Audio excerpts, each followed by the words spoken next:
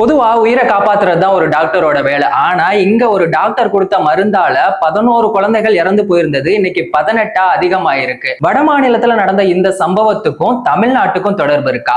Hi, நான் உங்க தேவா. இதை பத்தி நீங்க முழுசா தெரிஞ்சுக்கணும்னா வீடியோவை ஃபுல்லா பாருங்க. மத்திய பிரதேச மாநிலம் சிந்த்வாராங்கிற மாவட்டத்துல 16 குழந்தைகள் இறந்து போயிருக்காங்க. ராஜஸ்தான்ல 2 குழந்தைகள்னு மொத்தம் 18 பேர் இறந்து போயிருக்காங்க. என்ன ரீசன் அப்படின்னா, கோல்ட்ரிஃப்ங்கிற இருமல் மருந்தை குடிச்சு சிறுநீரக கோளாறு ஏற்பட்டு இறந்து போயிருக்காங்க. இருமல் மருந்தை குடிச்சா யாராவது இறந்து போவாங்களா? அப்ப அதுல ஏதோ ஒரு விஷயம் இருக்கணும்ல. டிஇஜி அதாவது டைஎத்திலீன் கிளைகால் அப்படிங்கிற ஒரு கெமிக்கல் சப்ஸ்டன்ஸ் வந்து 48.6% அதுல இருந்ததா ஆய்வு செய்யப்பட்டிருக்கு.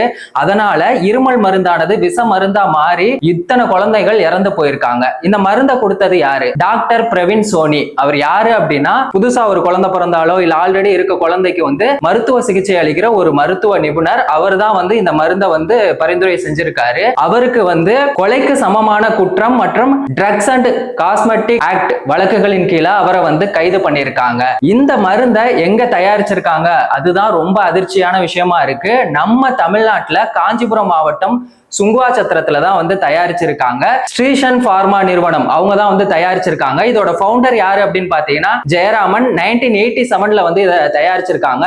இதுல வந்து இந்த ஹெர்பல், இந்த குழந்தைகளுக்கான இந்த இருமல் மருந்து, அந்த ப்ராடக்ட் எல்லாம் வந்து மேனுஃபேக்சர் பண்ணிட்டு இருக்காங்க. இந்த சுங்குவா சத்திரம் அதாவது இந்த காஞ்சிபுரம் மாவட்டம் வந்து டிஎம்கேவோட கண்ட்ரோல்ல இருக்கு. சோ அவங்க ஏதாவது சதி பண்ணிருப்பாங்களா அப்படின்னு கூட விமர்சகர்கள் வந்து விமர்சனம் பண்ணிட்டு இருக்காங்க. தமிழ்நாட்டுல தயாரிச்ச இந்த மருந்தை இப்போ தமிழ்நாடு கவர்மெண்ட் வந்து பேன் பண்ணிருக்காங்க. அது மட்டும் இல்லாம மத்திய பிரதேசத்தோட சீஃப் மினிஸ்டரான மோகன் யாதவ் வந்து மத்திய பிரதேசல இதை கம்ப்ளீட்டா பேன் பண்ண சொல்லியிருக்காங்க. ராஜஸ்தான்லயும் பேன் பண்ணிருக்காங்க. குழந்தைகளுக்கு நடந்த இந்த சம்பவத்தை பத்தி உங்களோட கருத்து என்ன அப்படிங்கறத மறக்காம கமெண்ட் பாக்ஸ்ல சொல்லிட்டு போங்க. வேறொரு வீடியோல வேறொரு கண்டென்ட்ல நான் உங்களை வந்து சந்திக்கிறேன்.